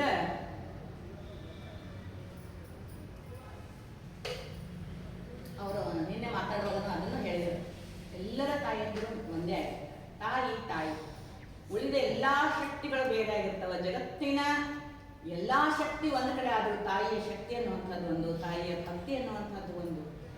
ನಿಮ್ಮ ತಾಯಿ ಆಗಿರ್ಬೋದು, ನನ್ನ ತಾಯಿ ಆಗಿರ್ಬೋದು, ಸ್ತ್ರೀಗಳ ತಾಯಿ ಆಗಿರ್ಬೋದು, ಒಬ್ಬ ಬಡವನ ತಾಯಿ ಆಗಿರ್ಬೋದು, ಆಕೆ ತಾಯಿ ಆಗುತ್ತೆ. ಆಕೆಗೆ ಬೇರೆ ಶಬ್ದ ಅನ್ನೋದನ್ನ ಇಲ್ಲ. ಹೀಗಾಗಿ ಅನೇಕ ತಾಯಿಯರ ವಿಶೇಷತೆಗಳನ್ನು ಅಲ್ಲಿ ಹೊರಗೆ ತೆಗೆಯೋದಕ್ಕೆ, ನಮ್ಮಿಂದ ಹೊರಗೆ ತರಿಸೋದಕ್ಕೆ ಅವರು ಪ್ರಯತ್ನ ಮಾಡಿದ್ದು ಒಂದು ದೊಡ್ಡ ಕೆಲಸ, ದೊಡ್ಡ ಸಾಧನೆ ಅದು. ಇದನ್ನು ಹೇಳ್ತಾ ಅವರ ಒಟ್ಟಾರೆ ಸಾಹಿತ್ಯದಲ್ಲಿ ನಾವು ನೋಡುವಂಥದ್ದು ಸಮಾಜಮುಖಿ ಚಿಂತನೆ ಅಂತ ಹೇಳ್ತಾರೆ. ಸಮಾಜಮುಖಿ ಚಿಂತನೆ, ಸಮಾಜದ ಕೋರೆಗಳನ್ನು ಅವರು ತೋರಿಸುವಂಥ ಒಂದು ಪ್ರಯತ್ನವನ್ನು ಮಾಡಿರುವಂಥದ್ದು ನೋಡ್ತೀವಿ. ಆಮೇಲೆ ಜೀವನದ ಮೌಲ್ಯಗಳನ್ನು ತುಂಬುವಂತಹ ಪ್ರಯತ್ನವನ್ನು, ಅದು ಕಾವ್ಯ ಆಗಿರ್ಬೋದು, ಕಾದಂಬರಿ ಆಗಿರ್ಬೋದು, ಕಥಾ ಸಾಹಿತ್ಯ ಆಗಿರ್ಬೋದು, ಪ್ರಬಂಧ ಆಗಿರ್ಬೋದು, ಈ ಎಲ್ಲವುಗಳಲ್ಲಿ ಅವರು ಜೀವನದ ಮೌಲ್ಯಗಳನ್ನು ತುಂಬುವಂತಹ ಒಂದು ಪ್ರಯತ್ನವನ್ನು ಮಾಡಿರೋದನ್ನು ಕೂಡ ನಾವಿಲ್ಲಿ ನೋಡ್ತೀವಿ. ಅತೀ ಮುಖ್ಯವಾಗಿ ನಾವು ಹೇಳಬೇಕಾಗಿದ್ದರೆ ಅವರು ಶರಣ ಸಾಹಿತ್ಯ, ಸ್ವತಃ ಪಾರದರ್ಶಕ ಬದುಕನ್ನು ನೀವು ಯಾರು ಬೇಕಾದವ್ರು ನೋಡ್ರಿ, ಅವ್ರು ಮುಂದೆ ಇರ್ತಾರೆ. ಯಾರಿಗೂ ಮೊನ್ನೆ ನಮ್ಮ ಸರ್ಗನ್ನು ಕೂಡ ತುಂಬಿಕೊಂಡ್ರಿ ಏನು ಹೇಳ್ತೀರಿ, ಇದು ಯಾರಿಗೆ ಸಾಧ್ಯತೆ ಅಂದ್ರೆ ಅದು ನೀಲಗಂಗಾ ಒಬ್ಬರಿಗೆ ಸಾಧ್ಯ ಅದ, ಉಳಿದವ್ರಿಗೆ ಯಾರಿಗೂ ಸಾಧ್ಯ ಆಗೋದಿಲ್ಲ. ಅಪ್ಪರಿಗೆ ಸಹಿತ, ಪೂಜ್ಯರಿಗೆ ಸಹಿತ ಗಾಬ್ರಿ ಅಪ್ಪರ ನೀವು ಅನ್ನುವಂಥ ನಮ್ಮಲ್ಲಿ ನೀಲಗಂಗಾ ಅವರನ್ನೋದು ನಮಗೆಲ್ಲರಿಗೂ ಒಂದು ನಮ್ಮ ಬಲ ಅವರು ನಮ್ಮೆಲ್ಲರ ಅದು ರಿಪ್ರೆಸೆಂಟೇಷನ್ ಅಂತೀವಲ್ಲ ಹಂಗಾಗಿ ನಮ್ಮ ಮಹಿಳೆಯರ ರಿಪ್ರೆಸೆಂಟೇಷನ್ ನಮ್ಮ ನೀಲಗಂಗಾ ಅಂತಹ ಒಂದು ಯಾಕದು ಬರ್ತದೆ ಎಲ್ಲರಿಗೂ ಬರುವುದಿಲ್ರಿ. ಅದಕ್ಕೆ ನಾನು ಹೇಳಿದೆ ರಿಕ್ತ ಸರ್ವೋ ಲಘು, ಯಾವುದು ತುಂಬತೈತಿ ಅದು ಘನವಾಗಿರ್ತದೆ, ಆತ್ಮವಿಶ್ವಾಸ ಇರ್ತದೆ. ಸುಮ್ಮನೆ ಎಲ್ಲರಿಗೂ ನಮಗೂ ಮಾತಾಡೋದು ಯಾರಿರ್ತದೆ ಮೆಣಸಿನಕಾಯಿ ಸರ್ ನಮ್ಗೆ ಇಷ್ಟ ಆತ್ಮೀಯರು, ಅವ್ರು ಏನಾರ ಹೇಳಂದ್ರೆ ನನಗೆ ಇವತ್ತು ಬರೋದು ಪ್ರಾಬ್ಲಮ್ ಇತ್ತು. ನಮ್ಗೆ ಸರ್ ಹೇಳಲ್ಲ, ಸರ್ ಹೇಳ್ಯಾರ ಅಂತ ನಮ್ಮ ಅಕ್ಕ ಬರ್ತದೆ, ಇವತ್ತು ಬರೋಕ್ಕೆ ಭಾಳ ಪ್ರಾಬ್ಲಮ್ ಇತ್ತು. ಬಟ್ ಸರ್ ಹೇಳ್ಯಾರ ನಾ ಏನು ಮಾತಾಡೋದಿಲ್ಲ. ಹಾಗಿದ್ರೆ ಇಲ್ರಿ ಮೆಣಸಿನಕಾಯಿ ಸುಮ್ಮ ಕೂಡ ಅನ್ನೋ ಇದ್ರೆ ನಮ್ಗೆ ನೀಲಗಂಗಾ ಅವರೊಬ್ಬರೇ ಅನ್ನುವಂಥದ್ದು. ಅವರು ಹೀಗಾಗಿ ನಮ್ಮೆಲ್ಲರ ಒಬ್ಬ ಪ್ರತಿನಿಧಿಯಾಗಿ ನಿಮ್ಮಲ್ಲಿ ಬೆಳಗಾವಿಯಲ್ಲಿ ಅವರು ಇರೋದು ನಮ್ಮ ಬಲ ಇದ್ದಾರೆ ನಮ್ಮ ಮಹಿಳೆಯರಿಗೆ, ಮಹಿಳಾ ಸಾಹಿತ್ಯಕ್ಕೆ. ಇಂತಹವ್ರ ಮೇಲೆ ಅವರು ಪ್ರಭಾವ ಬೀರಿದ್ದು ಅನೇಕರ ಪ್ರಭಾವ ಇಲ್ಲಿ ಇರೋದು ಗೊತ್ತಾಗ್ತದೆ. ಪರಮಹಂಸರ ಪ್ರಭಾವ ಇದೆ, ವಿವೇಕಾನಂದರ ಪ್ರಭಾವ, ನನಗೆ ಅನಿಸಿದ್ದು ವಿವೇಕಾನಂದರ ಪ್ರಭಾವ ಇದೆ, ಎಲ್ಲಕ್ಕಿಂತ ಹೆಚ್ಚಾಗಿ ಸಿದ್ದೇಶ್ವರ ಶ್ರೀಗಳ ಪ್ರಭಾವ ಇದೆ. ಅದಕ್ಕೂ ಮಿಗಿಲಾಗಿ ನನಗನ್ಸಿದ್ದು ಏನಂದರೆ ಶರಣರ ಬಗೆಗೆ ಅವರಿಗೆ ಭಾಳ ಅಂದರೆ ಭಾಳ ಅಭಿಮಾನ. ಶರಣ ಸಾಹಿತ್ಯದವನ್ನು ಅವ್ರಿಗೆ ಇಷ್ಟು ಚಂದ ಅಲ್ಲ ಹುಡುಗಾರ ಅಂತ ಅನಿಸ್ತದೆ ಅಲ್ಲ, ಅವರಿಗೆ ಅವ್ರ ಬಗ್ಗೆ ಹೆಂಗೆ ಯಾವ ಶಬ್ದ ಉಪಯೋಗ ಮಾಡಲಿ ಅನ್ನೋಷ್ಟು ಅವ್ರಿಗೆ ಆಗ್ತದೆ. ಶರಣರ ಒಂದು ಪ್ರಭಾವ ಅವರ ಎಲ್ಲ ಸಾಹಿತ್ಯದ ಮೇಲೆ, ಅದು ಕಥಾ ಇರ್ಬೋದು ಅಥವಾ ಕಾವ್ಯ ಇರ್ಬೋದು, ಮಹಾಕಾವ್ಯ ಇರ್ಬೋದು, ಅದೆಲ್ಲದರ ಮೇಲೆ ಅವರು ಗೀತ ಬಸವ ಅಂತ ತಾವೆಲ್ಲ ನೋಡಿದ್ದೀರಿ. ಎಷ್ಟು ಅದನ್ನು ನೋಡಬೇಕು, ಓದಬೇಕು, ಅವ್ರ ಶಬ್ದಗಳನ್ನು ನೋಡಬೇಕು. ಅದು ನಮ್ಗೆ ಗೊತ್ತಾಗೋದು ಅಂದರೆ ಶರಣರ ಒಂದು ಅತ್ಯಂತ ಪ್ರಭಾವ ಬೀರಿದಂಥ ಸಾಹಿತ್ಯ ನೀಲಗಂಗಾ ಅವರು. ಆಮೇಲೆ ನಾನು ಈ ವಿಷಯದಲ್ಲಿ ಅತ್ಯಂತ ಹತ್ತಿರವಾಗಿ ಅವರನ್ನು ಕಂಡ ಕಾರಣದಿಂದ ನಾನು ಹೇಳೋದು ಶರಣರ ಬದುಕನ್ನು ನಾವು ಇವತ್ತು ಭಾಳ ಮಾತಾಡ್ತೀವಿ. ನಮ್ಮಲ್ಲಿ ಮಾತಾಡೋರು ಭಾಳ ಅದೀವಿ, ಬರೆಯೋರು ಭಯಂಕರ ಮಂದಿ ಅದೀವಿ ನಾವು ಇವತ್ತು. ಭಯಂಕರ ಅನ್ನೋಷ್ಟು ಮಂದಿ ನಾವೆಲ್ಲ ಬರೆಯಕತ್ತೀವಿ. ಆದರೆ ಬರೆದದ್ದನ್ನು, ಯಾಕಂದರೆ ಇಲ್ಲಿ ನಾವು ಸುಮ್ಮನೆ ಮಾತಾಡೋದ್ರಿಂದ ಅವರನ್ನು ಯಾವ ಇದ್ರೊಳಗೆ ಹತ್ತಿರದಿಂದ ನೋಡಿದ್ವಿ ಅಂದರೆ ಅವ್ರ ಶರಣರ ಬದುಕನ್ನು, ಅವ್ರ ಊಟ ಇರ್ಬೋದು, ಅವ್ರ ಉಡುಗೆ ಇರ್ಬೋದು, ಅವ್ರ ನಡೆ ಇರ್ಬೋದು, ಅವ್ರ ಪಾರದರ್ಶಕತೆ ಇರ್ಬೋದು, ಈ ಎಲ್ಲ ದೃಷ್ಟಿಯಲ್ಲಿ ನಾವು ನೋಡುವಾಗ ನಮಗೆ ಗೊತ್ತಾಗೋದು ಶರಣರ ನಡೆಯನ್ನು ನುಡಿಯಲ್ಲಿ ನುಡಿಯದೆ ನಡೆಯಲ್ಲಿ ನಡೆದು ತೋರಿಸುವಂಥ ನಿಜವಾದ ಒಬ್ಬ ಮಹಿಳಾ ಸಾಹಿತ್ಯ ನಮ್ಮಲ್ಲಿ ಯಾರ ಇದ್ದರೆ ಅದು ನಮ್ಮ ನೀಲಗಂಗಾ ಅವರು ಅನ್ನುವಂಥದ್ದನ್ನು ಕೂಡ ನಾನು ಇಲ್ಲಿ ಅತ್ಯಂತ ಅಭಿಮಾನದಿಂದ ಈ ಶರಣ ಸಾಹಿತ್ಯದ ಬಗ್ಗೆ ಇನ್ನೂ ಅವ್ರಿಗೆ ಎಷ್ಟು ಬರೆದ್ರೂ ಕಡಿಮೆ. ಅದರಾಗನ ಅದು ಮಹಾಕಾವ್ಯ ಹೆಸರು ಮುಕ್ತಾಂಗನೆ ಹೆಸರು ನೋಡ್ರಿ ಇಷ್ಟು ಚಂದ ಹುಡುಕ್ತಾರೆ. ಇನ್ನೂ ಇಂಥದ ಬಗ್ಗೆ ಮಾತಾಡುವಂಥದ್ದು ಮುಕ್ತಾಂಗನೆ. ಎಷ್ಟು ಅದ ಇಡೀ ಮುಕ್ತಾಂಗನೆ ಮುಗಿಯುವವರೆಗೂ ಕನಿಷ್ಠ 2 ದಿವಸಕ್ಕೆ 2 ಸಲ ಮೇಡಮ್ ನನ್ನ ಜೊತೆ ಮಾತಾಡ್ತಾನೆ ಇದ್ರು. ಅದನ್ನ ಮೊನ್ನೆ ಮಾತಾಡ್ತಿದ್ರು, ಏನು ಮಾಡಲಿ ನಿದ್ದೆ ಹತ್ತಂಗಿಲ್ಲ, ಎಡ್ಸ್ಕೊಂಡ್ರು ಸ್ಥಳಕ್ಕೆ ನನ್ನ ಏನು ಮಾಡಲಿ ಅನ್ನೋರು ನಮ್ಮನ್ನ ಎಡ್ಸ್ಕೊಂಡ್ರು.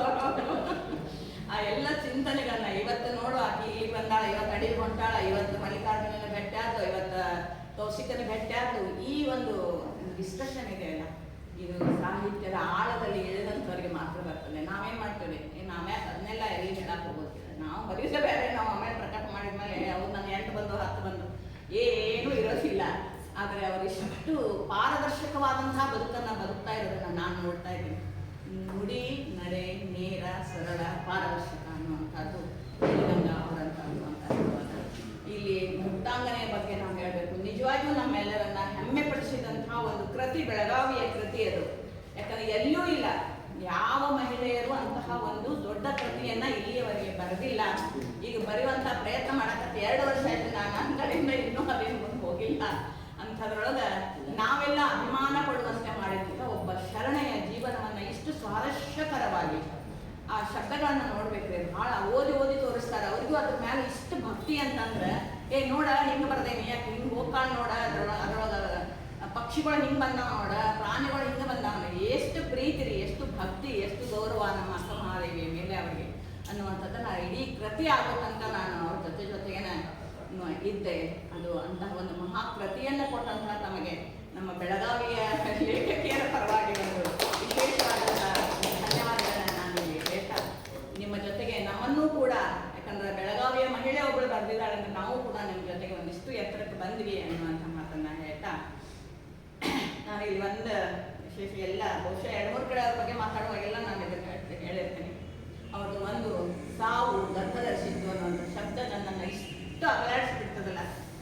ವಿಶೇಷವಾಗಿ ಆ ಟೈಟಲ್ ಎಷ್ಟು ಅರ್ಥಗರ್ಭಿತ, ನನಗೂ ಏನೂ ತಿಳಿದಿದ್ದಿಲ್ಲ. ಆಮೇಲೆ ಓದಿದ ಮೇಲೆ ಗೊತ್ತಾಯಿತು. ಅದನ್ನು ಬರೆಯುವಾಗ ಅವ್ರ ಬಗ್ಗೆ ಬರೆಯುವಾಗ ನಾನು ಅದನ್ನು ಅಭ್ಯಾಸ ಮಾಡಿದಾಗ ಎಷ್ಟು ಚಂದ ಹೇಳ್ತಾರೋ. ಇಡೀ ತಮ್ಮ ಬದುಕನ್ನು, ಇಡೀ ತಮ್ಮ ಸಾಹಿತ್ಯವನ್ನು, ಇಡೀ ತಮ್ಮ ಚಿಂತನೆಯನ್ನು ಆ ಒಂದು ಶಬ್ದದಲ್ಲಿ ನಮಗೆ ಪ್ರತಿನಿಧಿಸಿ ಕೊಡ್ತಾರೆ, ಅದನ್ನು ಗಟ್ಟಿಯಾಗಿ ಕಟ್ಟಿಕೊಡ್ತಾರೆ. ಸಾವು ಗರ್ಭಧರಿಸಿತ್ತು, ನಿಮ್ಮೆಲ್ಲರ ಸಾವು ಗರ್ಭ ಧರಿಸಬೇಕು ಅನ್ನುವಂಥದ್ದು ಆರ್ಡರ್ ಅದರೊಳಗೆ ನಮ್ಮೆಲ್ಲರಿಗೂ ಅವ್ರಿಗೆ ನಿರ್ದೇಶನ ಮಾಡ್ತಾರೆ. ಎಲ್ಲ ಹುಟ್ಟಿದವರು ಎಲ್ಲರೂ ಸಾಯೋದು ನಿಶ್ಚಿತ, ಹುಟ್ಟು ಅನಿವಾರ್ಯ, ಸಾವು ನಿಶ್ಚಿತ, ಎಲ್ಲರಿಗೂ ಗೊತ್ತಿರುವಂಥದ್ದು. ಆದರೆ ಸಾವು ಅದು ವ್ಯರ್ಥ ಆಗಬಾರ್ದು, ಸಾವು ಸಾರ್ಥಕ ಆಗಬೇಕು, ಸಾವು ಗರ್ಭ ಧರಿಸಬೇಕು. ಸಾವು ಹೆಂಗೆ ಗರ್ಭ ಧರಿಸಕ್ಕೆ ಸಾಧ್ಯದ ಅನ್ನುವಂಥ ಒಂದು ಅವರ ವಿಚಾರಧಾರೆಯನ್ನು ನೋಡ್ಬೇಕು ನಾವು. ಯಾಕೆ ಅವ್ರಿಗೆ ಸಾಧಕೆ ಅನ್ನಬಾರ್ದು ಅಂತ ಎಷ್ಟೋ ಚುಟುಕುಗಳು ನಮ್ಗೆ ಅನ್ನಿಸ್ತವೆ. ಮೇಡಮ್ ಏನು ಇಷ್ಟು ಸರಳ ಬರೆದ್ಬಿಟ್ಟಾರಲ್ಲ, ಇನ್ನೊಂದು ಸ್ವಲ್ಪ ಏನೋ ಕಾವ್ಯದ ಲಾಸ್ಯ ಅಥವಾ ಏನೋ ಒಂದು ಇರ್ತೈತಲ್ಲ, ಅದು ಇರಬೇಕಾಗಿತ್ತೇನೋ ಅಂತ ಮನಸ್ಸಿದ್ರೆ. ಆದರೆ ಇಂಥ ಒಂದು ಶಬ್ದಗಳನ್ನ ಹುಡುಕಿ ಬರೀತಾರಲ್ಲ, ಅವಾಗ ಮಾತ್ರ ಅನಿಸ್ತೀವಿ ಯಾರಿಗೂ ಸಾಧ್ಯ ಆಗದಂಥ ಶಕ್ತಿಯನ್ನು ಆ ಒಂದು ಟೈಟಲ್ದೊಳಗೆ ನಾವು ಕೊಟ್ಬಿಡ್ತಾರೆ. ನೀವೆಲ್ಲ ಹುಟ್ಟುತ್ತೀರಲ್ಲ, ಸುಮ್ಮನೆ ಸಾಯಿರಿ, ಏನಾರೆ ಮಾಡಿರಿ, ಏನಾರೆ ಮಾಡಿರಿ, ನೀವು ಉಳಿರಿ. ಎಲ್ಲರೂ ಉಳಿಯಂಗಿಲ್ಲ. ಒಬ್ಬ ಹಿರಿಯರು ಹೇಳ್ತಾರೆ ಒಂದು ಕಡೆ ಏನಂದ್ರೆ, ಯಾರು ತಮಗಾಗಿ ಬದುಕ್ತಾರಲ್ಲ ಅವ್ರು ಸತ್ತು ಹೋಗ್ತಾರೆ, ಯಾರು ಇನ್ನೊಬ್ಬರಿಗಾಗಿ ಬದುಕ್ತಾರಲ್ಲ ಅವ್ರು ಉಳಿತಾರೆ. ಅದನ್ನ ಇವರು ನಮ್ಗೆ ಸಾವು ಗರ್ಭಧರಿಸ್ಕೊಳ್ರಿ, ನಿಮ್ಮ ಸಾವನ್ನ ಗರ್ಭಧರಿಸುವಂತೆ ಮಾಡ್ರಿ ಅನ್ನುವಂಥ ತತ್ವ, ಫಿಲಾಸಫಿ, ದರ್ಶನ ನಮಗೆ ಮುಂದೆ ಇಡ್ತಾರಲ್ಲ. ನಿಮ್ಮ ಕನ್ನಡಿ ನಮ್ಮ ಮುಂದೆ ಇಟ್ಟು ಇದ್ರೊಳಗೆ ಈಗ ಹೋತಂದ್ರೆ ಕನ್ನಡಿ ಹೋತಂದ್ರೆ ಹೋಗುವಂಗೆ ಮಾಡಬೇಡಿ, ನೀವು ಉಳಿರಿ ಅನ್ನುವಂಥದ್ದನ್ನು ಸಾವು ಗರ್ಭಧರಿಸಿತ್ತು ಅನ್ನುವಂಥ ಶಬ್ದ ನಮ್ಮನ್ನು ಭಾಳಷ್ಟು ನನ್ನಂತೂ ವಿಶೇಷವಾಗಿ ಅಲುಗಾಡಿಸಿದಂಥ ಒಂದು ಶಬ್ದ. ಹಂಗೆ ಆ ಒಂದು ಏನು ಹೇಳ್ತಾರೆ ಮಾರ್ಗದರ್ಶನವನ್ನು ನೀಡುವಂಥ ಸಾಹಿತ್ಯವನ್ನು ಕೊಡೋರು ನಮ್ಮ ನೀಲಗಂಗಾ ಅನ್ನುವಂಥ ಮಾತನ್ನು ಹೇಳ್ತಾ, ಅವರು ಎಲ್ಲ ಒಟ್ಟಾರೆ ಸಾಹಿತ್ಯದಲ್ಲಿ ನಾನು ಹೇಳೋದಾದರೆ, ಅವರ ಪ್ರಾರಂಭದ ಸಾಹಿತ್ಯದಲ್ಲಿ ಎಲ್ಲ ಸಾಹಿತಿಗಳ ಹಾಗೆ ನಮ್ಮಂಗೆ ನಾವು ಏನು ಸಣ್ಣಗೆ ನಡ್ಕೊತ ಬಂದೇವಲ್ಲ, ಅವರು ಕೂಡ ಅಂದಿನ ಸಾಮಾಜಿಕ ಸಮಸ್ಯೆಗಳಿಗೆ ಹೆಚ್ಚು ಒತ್ತು ಕೊಟ್ಟು ಬಾಲ್ಯ ವಿವಾಹ, ಅವರು ಆ್ಯಕ್ಚುಲಿ ಬಾಲ್ಯ ವಿವಾಹ ಮಾಡಿಕೊಂಡು ಬಾಲ್ಯ ವಿವಾಹದ ಬಗ್ಗೆ ಬರೆದಿದ್ದಾರೆ. ಆಮೇಲೆ ಮಕ್ಕಳ ಸಮಸ್ಯೆಗಳ ಬಗ್ಗೆ ಬರೀತಾರೆ. ಆಮೇಲೆ ಕೆಲವೊಂದು ಅನಾಚಾರಗಳು, ವಿಪರೀತತೆಗಳು, ಸಮಾಜದಲ್ಲಿ ಇರ್ತಕ್ಕಂಥ ಈ ಭ್ರಷ್ಟಾಚಾರ, ಆಮೇಲೆ ಇನ್ನೊಂದು ಏನೊಂದು ವರದಕ್ಷಿಣೆ, ಜಾತಿ ಪದ್ಧತಿ, ಎಲ್ಲವುಗಳ ಬಗ್ಗೆ ಪ್ರಾರಂಭದಲ್ಲಿ ಅವರು ಬರೆದ್ರು ಕೂಡ ಅವಾಗಿನ ಒಂದು ಸಮಸ್ಯೆಗಳಾದಂಥ ಪರಿಸರ ಹೆಂಗೆ ಕೆಡ್ತಾ ಇತ್ತು ಅದರ ಬಗ್ಗೆ ತಗೋತಾರೆ. ಆರೋಗ್ಯಕ್ಕೆ ಏನು ಬೇಕು ಅನ್ನೋದನ್ನು ಹೇಳ್ತಾರೆ. ಈ ಎಲ್ಲ ಒಂದು ಸಾಮಾನ್ಯ ವಿಷಯಗಳನ್ನು ತಗೊಳ್ತಾ ಅವರು ಏರಿದಂಥ ಎತ್ತರದಲ್ಲಿ ಮುಂದೆ ನಾವು ನೋಡ್ತಾ ಇದ್ದೀವಿ. ಅವರೊಬ್ಬ ದಾರ್ಶನಿಕರಾಗಿ ನಮ್ಮ ಮುಂದೆ ತಮ್ಮ ಸಾಹಿತ್ಯದ ಮೂಲಕ ಬರ್ತಾರೆ. ಅದೇ ಹೇಳಿದೆ ನಾವು ಮೊನ್ನೆ ಕೂಡ ಎಷ್ಟೋ ಸಲ ನಾವು ಇವತ್ತು ಮೋಸ್ಟ್ಲಿ ನಾನು ಮೇಡಮ್ ಅವ್ರ ಮನೆಗಿದ್ದಾಗ ನಾವು ಒಂದ್ಸಲ ಮಾತಾಡಿದ್ವಿ.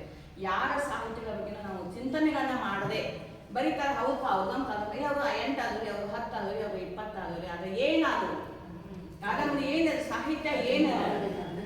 ಇವತ್ತು ನಾನು ಅದನ್ನ ಹೇಳ್ತೀನಿ ನೋಡ್ರಿ, ಇಲ್ಲಿ ನಾನು ಮಾತಾಡ್ತಾ ಇದ್ದೀನಿ ಅಂತ ನೀವು ಯಾರು ಬರೋ ಅವಶ್ಯಕತೆ ಇಲ್ಲ. ನಮ್ಮ ಹಿರಿಯರು, ನಮ್ಮ ಊರಾಗಿನ ಹಿರಿಯರು ನಮಗೆಲ್ಲ ಮಾರ್ಗದರ್ಶನ ನಮ್ಮನ್ನೆಲ್ಲ ಕಟ್ಟಿಕೊಟ್ಟವರು, ನಮ್ಮನ್ನ ಇಲ್ಲಿ ಬೆಳಗಾವಿ ಜಿಲ್ಲೆಯಲ್ಲಿ ಒಂದು ಗಟ್ಟಿಯಾಗಿ ನಿಲ್ಲುವುದಕ್ಕೆ ಅವಕಾಶ ಮಾಡಿಕೊಟ್ಟಂಥವ್ರು ಇವತ್ತು ಅದಾರ ಅನ್ನೋ ಆ ಹೆಮ್ಮೆಯಿಂದಾದರೂ ನಾವಿಲ್ಲಿ ನಮ್ಗೆ ಹೇಳಿಲ್ಲ, ನಮ್ಗೆ ಕರೀಲಿಲ್ಲ, ನಮ್ಗೆ ಕೇಳಿಲ್ಲ, ನಾವು ಮಾತಾಡೋ ಮಾತಲ್ಲ. ಆ ಜೀವ ಏನು ತೆಗೆದಿದೆ, ಏನು ನಮಗೆ ಮಾಡಿದೆ, ಪರಿಷತ್ತು ನಮಗೇನು ಮಾಡಿದೆ, ಅದೆಲ್ಲ ನಮಗೆ ಇರಬೇಕಾಗಿತ್ತು. ಅಂತಹ ಒಂದು ಗಟ್ಟಿತನವನ್ನು ಇವತ್ತು ನಮಗೆ ಬೆಳಗಾವಿಯಲ್ಲಿ ಕಟ್ಟಿಕೊಟ್ಟಂಥ ಸಾಹಿತಿಗಳು ಇವತ್ತು ನಮ್ಗೆ ನೀಲಗಂಗಾ ಅವರದಾರಲ್ಲ. ಅದಕ್ಕಾಗಿ ನಾವಿಲ್ಲಿ ಅವರು ಅದನ್ನ ಹೇಳಿದೆ ನಾನು, ಒಂದು ಅವರ ಸಣ್ಣದೊಂದು ಚುಟುಕಿ ನಾನು ಎಷ್ಟು ಸರಳ ಹೇಳ್ತಾರೆ, ಏನು ಮಾಡಕತ್ತೀಯ ಅಂತ ಇಷ್ಟ ಹೇಳ್ತಾರೆ. ನಿನ್ನೊಡನೆ ನೀನು ಮಾತನಾಡು, ನೀ ಏನು ಮಾಡು, ಯಾರು ಹೇಳ್ತಾರೆ ನಿನ್ನ ಜೋಡಿ ನೀ ಮಾತಾಡೋದು, ಯಾರು ಹೇಳ್ತಾರೆ ಅವ್ರಿಗೆ ಅದು ಹೇಳಿ ನಮ್ಮ ಕಡೆಯಿಂದ ಅವ್ರಿಗೆ ಮಾಡಿಸ್ಬೇಕಾಗೈತಿ. ನಿಮ್ಮೊಳಗೆ ನೀವು ಮಾತಾಡ್ಕೊಡ್ರಿ ಅನ್ನೋದನ್ನು ಅವ್ರು ನಮ್ಗೆ ಹೇಳ್ಬೇಕಾಗಿತ್ತು. ಅದಕ್ಕೆ ಅವ್ರು ಹೇಳ್ತಾರೆ ನಮ್ಗೆ ಅರ್ಧ ಸಲ ಏನು ಚುಟುಕ ಇದೆ ಅಂತ. ಆದರೆ ಅದನ್ನು ನಾವು ಅರ್ಥ ಮಾಡ್ಕೊಂಡಾಗ ಗೊತ್ತಾಗ್ತದೆ. ನಿನ್ನೊಡನೆ ನೀನು ಮಾತನಾಡು, ಯಾರು ನೀನು? ನಾವು ಎಂದರೆ ಕೇಳ್ಕೊಂಡಿವೇನ್ರಿ, ಏನಿಲ್ಲ, ಸಂಜೆಗೆ ಏನು ಮಾಡಬೇಕು, ಮುಂಜಾನೆ ಏನು ಮಾಡಬೇಕು ಅದನ್ನಷ್ಟೇ ಕೇಳ್ಕೊತೀವಿ ನಾವು. ಆದರೆ ನಾವು ಯಾರು ಅನ್ನೋದನ್ನು, ಎಲ್ಲಿಂದ ಬಂದ್ವಿ ನಮ್ಗೆ ಗೊತ್ತಿಲ್ಲ, ಹೋಗಿ ಹೆಂಗೋ ಬಂದೇವಿ, ಬಂದಂತೂ ನಮಗೇನು ಗೊತ್ತಿಲ್ಲ, ಬಂದೇವಿ, ಎದಕ್ಕೆ ಬಂದ್ವಿ ಇಲ್ಲ ನಾವೆಂದು ಕೇಳ್ಕೊಳಂಗಿಲ್ಲ. ಆದ್ರೆ ಪ್ರತಿ ಕ್ಷಣ ಅವ್ರು ಅದನ್ನು ವಿಚಾರ ಮಾಡ್ತಿರ್ತಾರೆ. ಅದು ಒಂದು ನೋಡಿ ಹೇಳಾತೀನಿ. ಆದರೆ 60% ಸಾಹಿತ್ಯದೊಳಗೆ ಈ ತುಡಿತಾಗ ನಾವು ಎದಕ್ಕೆ ಬಂದೇವಿ, ನಾವು ಏನು ಮಾಡಕತ್ತೀವಿ, ನಮ್ಮಿಂದ ಏನು ಆಗಬೇಕಾಗಿತ್ತು, ಇದನ್ನೆಲ್ಲ ತಿರುಗಿ ಕೇಳ್ಕೊಂಡು ತಮ್ಮ ಸಾಹಿತ್ಯದಲ್ಲಿ ಹೊರಗೆ ಹಾಕುವಾಗ ಅವ್ರು ಹೇಳ್ತಾರೆ, ನೀನೇನು ಮಾಡುತ್ತಿರುವೆ, ಮಾಡಬೇಕಾಗಿರುವುದೇನು, ಮಾತನಾಡಿಸು, ಅಂತರಾತ್ಮವನ್ನು ಮಾತನಾಡಿಸು. ನೀ ಏನಂತ ಗೊತ್ತಿಲ್ಲಲ್ಲ ನಿನಗೆ, ನೀನೇ ಹೇಳ್ಕೊಳಕ್ ಬರೋದಿಲ್ಲಲ್ಲ, ಅದಕ್ಕೆ ನೀ ಏನು ಮಾಡು, ನೀನು ಒಳಗೆ ಕೇಳ್ಕೋ. ನೀನು ಒಳಗೊಂದು ಅಂತರಾತ್ಮ ಅದಲ್ಲ, ಅದನ್ನು ಕೇಳ್ಕೊ, ಅದನ್ನು ಮಾತಾಡಿಸು, ಅದು ನಿನಗೆ ಉತ್ತರ ಕೊಡ್ತೈತಿ. ಅವಾಗ ನೀ ಏನು ಮಾಡಬೇಕು ಅನ್ನೋದೇನು ತಿಳಿತೈತಿ ಅನ್ನುವಂಥ ಒಂದು ಮಹಾ ದರ್ಶನವನ್ನು ನಮಗೆ ಅವರು ನಮ್ಮ ಮುಂದೆ ಇದರ ಜೊತೆಗೆ ಅತ್ಯಂತ ಸರಳವಾಗಿ, ಅತ್ಯಂತ ಸ್ಪಷ್ಟವಾಗಿ, ಅತ್ಯಂತ ನೇರವಾಗಿ ಹೇಳುವಂಥ ಅವರ ಸಾಹಿತ್ಯದ ಒಳ ತಿರುಳನ್ನು ನಾವು ಅರ್ಥ ಮಾಡಿಕೊಂಡಾಗ ಅವರ ಸಾಹಿತ್ಯ ಎಂಥದ್ದು ಅನ್ನೋದು ಗೊತ್ತಾಗ್ತದೆ, ಯಾವ ಮಟ್ಟದ್ದು ಅಂತ ಗೊತ್ತಾಗ್ತದೆ. ರಾಜ್ಯೋತ್ಸವ ಪ್ರಶಸ್ತಿ ಬರಲಿ ಅಥವಾ ಇರಲಿ, ನಾವೆಲ್ಲರೂ ಅವರನ್ನು ಆ ಮಟ್ಟಕ್ಕೆ ನೋಡಬೇಕಾಗಿತ್ತಲ್ಲ, ನೋಡಾಕತ್ತೀವಿ, ಅದೇ ಈಗ ನಾವು ನೋಡ್ತಾ ಇರೋದೇನು ಅನ್ನುವಂಥದ್ದು ಒಂದು ಪ್ರಶ್ನೆಯನ್ನಾದ್ರೂ ನಾವಿಲ್ಲಿ ಸಾಹಿತ್ಯಗಳಾಗಿ ಕೇಳ್ಕೊಳ್ಬೇಕು. ಅವರು ನನಗೆ ಮೊನ್ನೆ ಮೇಡಮ್ ನಾನು ಈಗಿನೂ ಏನಾರು ಇದ್ರೆ ಕೊಡ್ರಿ ಅಂತ ಅಂದಾಗ ಒಂದಿಷ್ಟು ಬರೆದು ಕೊಟ್ಟಿದ್ರು. ಅದರೊಳಗೆ ಇದೆಲ್ಲ ಒಂದು ಹಿನ್ನೆಲೆಯನ್ನು ಕೊಡುವುದರ ಜೊತೆಗೇನ ಅವ್ರು ಹೇಳ್ತಾರೆ, ಬಿಳಿ ಹಾಳಿಯೊಳಗೆ ನಾ ಇನ್ನು ಬರಿಬೇಕಾದಂಥ ಸಂದರ್ಭ ಬಂತು ಅಂದ್ರೆ ಎಷ್ಟು ನೋಡ್ರಿ, ಇನ್ನು ನಂದು ಏನೈತಿ ನಾನು ದಾಖಲಿಸಬೇಕಾದಂಥ ಸಂದರ್ಭ ನನಗೆ ಬಂತು. ಕಾಲ ಹಿಂದೆ ಇರಂಗಿಲ್ಲ, ಕಾಲ ಸರಿತಾ ಸರಿತಾ ಹೋಯ್ತು. ಅದಕ್ಕೆ ಅದರೊಳಗೆ ಮುಂದೆ ಬರೀತಾರೆ, ನನಗೆ ಇಲ್ಲಿ ಈ ಸಮಾಜದೊಳಗೆ ನಾನು ಹುಟ್ಟಿದ ಮೇಲೆ ಪ್ರತಿಯೊಂದರಿಂದ ನಾನು ಪ್ರತಿ ಕ್ಷಣದಲ್ಲಿ ಇವತ್ತಿಗೂ ಕಲಿತಾನೆ ಇರ್ತೀನಿ ಅನ್ನುವಂಥ ಒಂದು ವಿನಯ ಗುಣ ಇದೆಯಲ್ಲ, ಅದು ಅವರನ್ನು ಇವತ್ತು ಸಾಧಕೆಯನ್ನಾಗಿ ಮಾಡಿರುವಂಥದ್ದು ಅಂತ ಅವ್ರು ಹೇಳ್ತಾರೆ. ನನಗೆ ಒಬ್ಬರ ಗುರು ಇಲ್ಲ, ಪ್ರತಿ ಎಲೆ, ಪ್ರತಿ ಹನಿ, ಪ್ರತಿ ವ್ಯಕ್ತಿ, ಪ್ರತಿ ವಸ್ತು ಎಲ್ಲವೂ ನನಗೆ ಗುರುವಾಗಿ ಕಾಣಿಸ್ತದೆ. ನಾವೆಲ್ಲರಿಗೂ ಕೃತಜ್ಞತೆಯನ್ನು ಸಲ್ಲಿಸಬೇಕಾಗೈತಿ. ನಾ ಏನಾರ ಇನ್ನೂ ಹೇಳ್ತಾರೆ ಅವರು, 3 ಪುಸ್ತಕ ಬರೆದು ಇಷ್ಟೆಲ್ಲ ನಮಗೆ ಕೊಟ್ಟರೂ ಕೂಡ ಇನ್ನೂ ಅವರಲ್ಲಿ ಏನೈತಿ ಅಂದರೆ, ನಾ ಸಮಾಜಕ್ಕೆ ಏನು ಕೊಟ್ಟೇನಿ, ನಾ ಏನು ಕೊಡಲಿ, ಈ ಋಣವನ್ನು ನಾನು ಹೆಂಗೆ ತೀರಿಸಲಿ ಅನ್ನುವಂಥ ಒಂದು ವಿನಯ ಇದಲ್ಲ. ಆ ವಿನಯ ಎಲ್ಲರಿಗೂ ಬರೋದಿಲ್ಲ. ಅದಕ್ಕೆ ನಾವು ನಮ್ಮನ್ನು ಇಟ್ಕೊಂಡು ನಾವೆಲ್ಲ ಮಾತಾಡೋದಾದರೆ ನಮ್ಮೊಳಗಿನ ಒಬ್ಬ ಅತ್ಯಂತ ಶ್ರೇಷ್ಠ ಸಾಹಿತಿ ಅಂತ ನಾವು ಯಾರಾದರೂ ಬೆಳಗಾವಿಯಲ್ಲಿ ಇವತ್ತು ಇರಬೇಕಾದ್ರೆ, ನಮ್ಮ ಸೌಭಾಗ್ಯ ನಮ್ಮ ನೀಲಗಂಗಾ ಚರಂತಿಮಠ ಅವರು ತಮ್ಮ ಬದುಕು ಬರಹದೊಂದಿಗೆ ಇದೇ ರೀತಿಯಾಗಿ ಈಗ ನಾವು ಅವ್ರು ಏನು ಮಾರ್ಗದರ್ಶನ ಮಾಡಿದ್ದಾರೆ ನಾವು ನೋಡ್ಕೋಬೇಕು. ಇನ್ನು ಮುಂದಾಗಲಿ ಕೂಡ ಈ ಮಾರ್ಗದರ್ಶನ ಅವರು ನಮ್ಮೆಲ್ಲರಿಗೆ ಇರಲಿ. ಇನ್ನೂ ಹೆಚ್ಚಿನ ನಮ್ಮೆಲ್ಲರ ಅಭಿಲಾಷೆಯಂತೆ ಒಂದು ರಾಜ್ಯೋತ್ಸವ ಪ್ರಶಸ್ತಿಯ ಬಗ್ಗೆ ಅದಕ್ಕೆ ನಾವು ಕೂಡ ಏನು ಮಾಡಬೇಕು ಅದನ್ನ ಮಾಡುವಂಥ ಪ್ರಯತ್ನವನ್ನು ಮಾಡೋಣ ಅಂತ ಹೇಳ್ತಾ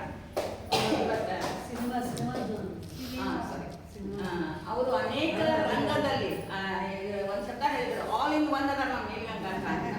ಅದರೊಳಗೆ ಇದು 2ನೇ ಸಿನಿಮಾ ನನಗೆ ಅನಿಸಿಮಟ್ಟಿಗೆ. ಈಗಾಗಲೇ ಒಂದು ಸಿನಿಮಾ ಏನೋ ಹಿಂದನೂ ಒಂದು ಬಂದಿತ್ತು, ಯಾಕಂದ್ರೆ ಅದಕ್ಕೆ ಅವರು ಸಂಭಾಷಣೆಯನ್ನ ಬರೆದಿದ್ರು ಅಂತ ನನಗೆ ಗೊತ್ತಿದ್ದ.